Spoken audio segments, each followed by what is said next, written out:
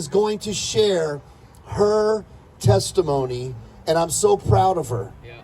So proud of her. Yeah. So would you give, if I get your name wrong, I'm sorry, I think it's Rachel Winnie, right?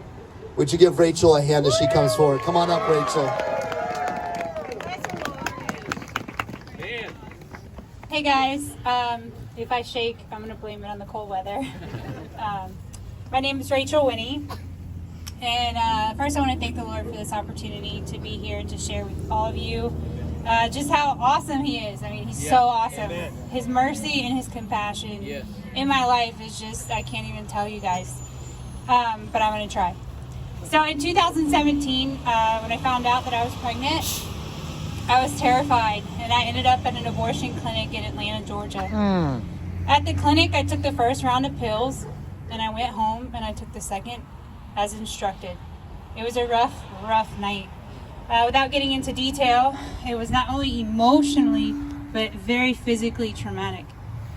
A few days after the abortion, my family came to Atlanta for the holidays.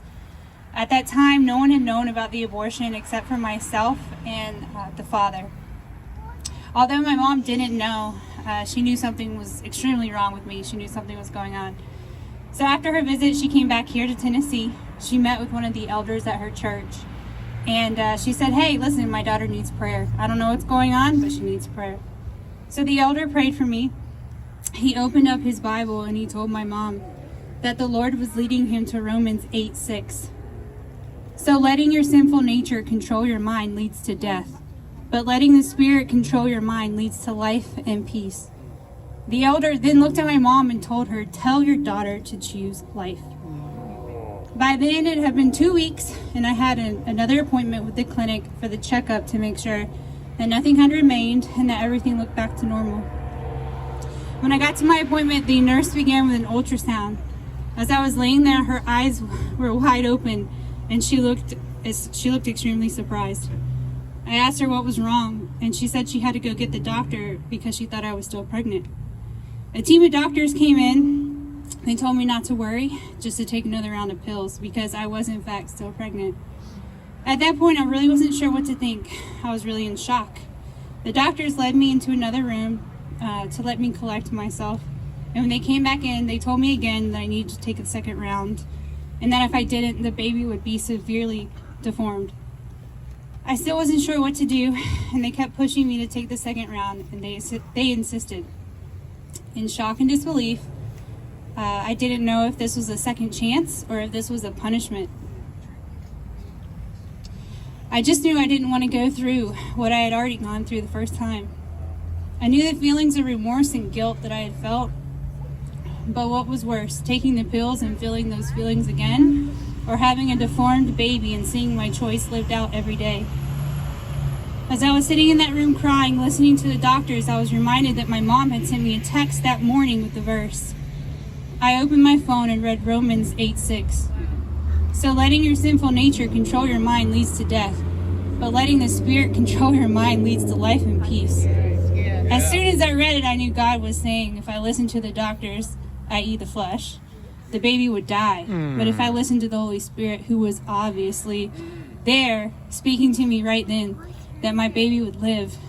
And I knew that was my answer. It was the first moment in my life where I experienced the fear of the Lord. I knew God was there directing me, and I was willing to suffer the consequences of listening to God rather than listening to the doctors. After the appointment, my ex and I went home, and we went into the closet and we wailed on our knees before the Lord, asking for forgiveness and mercy, pleading for a healthy baby. I called an abortion hotline and was connected with the lady who held my hand step by step and connected me with doctors, because a lot of doctors, even my own OBGYN, would not touch me. I ended up going to 3 different doctors and was considered high risk. On July 25th, 2018, I gave birth to a beautiful, healthy, 100% intact baby boy. How awesome is God, right? Wow. So he's perfect. 100% perfect. Hallelujah! Yeah. And he's extremely intelligent, above the curve. So, anyways, he's dedicated to the Lord, and I know that God has a mighty purpose for him. Even when I was writing this out, and even when I talk about it, I'm still in shock at how much mercy and compassion the Lord has shown me, my son, and his father. Not only did God save my son, he saved me, and I have surrendered my entire life to Jesus Christ. Yeah, God is so cool. Yep. So one prayer, one verse, 2 faithful witnesses saved a life that day. And the crazy thing about it is that neither the elder nor my mom knew anything about it. Wow. But because they listened to the Lord, my son's life was saved. Wow. We each hold more influence and power in our hands and our tongues Yes. and our Right. lives Yes. than we could ever imagine, especially when we are obedient to the Lord. Yes. So I just want to let you all know that if someone had been outside the abortion center that day to nudge me in the right direction, there's a high chance I would have stopped and turned around. Wow. When you're in that spot and you feel alone and scared, you're looking for someone to help you arrive at the right answer. Yeah. And when you don't have that because you're scared to reach out or you're ashamed, you oftentimes make the wrong choice out of fear. Yep. So I want you to know that if you take the time to hold up a sign or even send a Bible verse, you can save a life. And for those of you who are listening to this now or in the future online, I've been on both sides. And I can tell you the struggle of motherhood is nothing compared to the struggle of guilt, overwhelming guilt, shame, and regret of killing your baby. So don't do it. The Lord is good. Yes. He's merciful, compassionate, and loving beyond measure. And my son is the evidence of that. Amen.